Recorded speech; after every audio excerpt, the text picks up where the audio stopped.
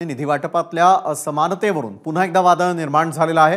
विरोधक आमदारांना विकास कामांसाठी आणि पुरवणी मागण्यांमध्ये निधीच मिळाला नाही अशी तक्रार काँग्रेस आमदारांनी पक्षाच्या बैठकीत केली आहे। निधी वाटपात दुजाभाव होत असून काँग्रेस आमदारांना 1 रुपयाही निधी मिळाला नाही अशी तक्रार त्यांनी केली आहे। आता मुख्यमंत्री आणि उपमुख्यमंत्री यांना भेटून या संदर्भात तक्रार करणार असल्याचं काँग्रेस आमदारांनी म्हटलंय। तसंच वेळ आली तर या संदर्भात कोर्टातही जाण्याचा इशारा दिलाय।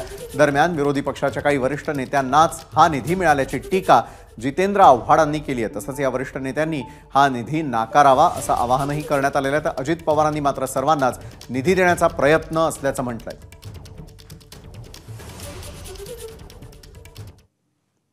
वास्तव आहे की बऱ्याचशा आमदारांना विरोधी पक्षाच्या निधी देण्यात आलेला नाही। खरं आहे असं म्हणतात की आमच्या नेत्यांना दिला आहे, वरिष्ठ नेत्यांना म्हणजे आघाडीच्या वरिष्ठ नेत्यांना दिलेला आहे।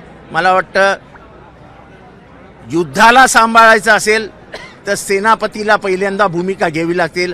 जर सेनापतीच असे वागणार असतील तर मगचे युद्ध मागचे सैनिक सैरभैर होतील। थेट तुम्ही नाराजी व्यक्त करत जे वरिष्ठ नेते आहेत विरोधी पक्षात 100% नाराजी।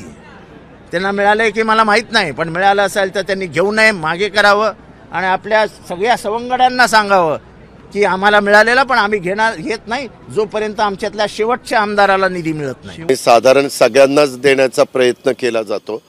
आता कोण काही चुकून राहिला असेल तर माहिती नाही।